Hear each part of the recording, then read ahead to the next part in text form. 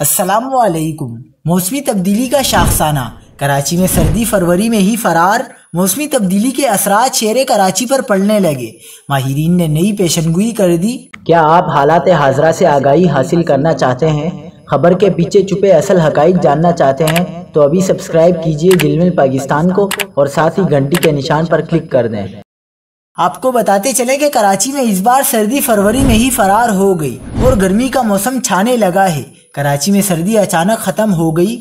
پنجاب میں بھی سردی کچھ دن کی مہمان ہے۔ کراچی میں عام طور پر فروری کے آغاز میں سردی ہوتی ہے، تاہم اس بار مہینے کے آغاز ہی میں موسم پوری طرح بدل گیا ہے۔ چند روز قبل کراچی کے علاقے لیاری میں دھند بھی دیکھی گئی، جو ایک غیر معمولی صورتحال تھی۔ کراچی میں عموماً اس طرح کی دھند نہیں پھیلتی۔ چیف میٹرولوجسٹ سردار سرفراز نے بتایا کہ آگے موسم خشک ہونے جا رہا ہے، دن میں تیز دھوپ ہوگی۔ انہوں نے کہا کہ چند دنوں میں بالائی علاقوں میں بارشوں اور برف باری کا نیا اسپیل شروع ہوگا، لیکن سندھ اور کراچی میں سردی ختم ہو گئی ہے۔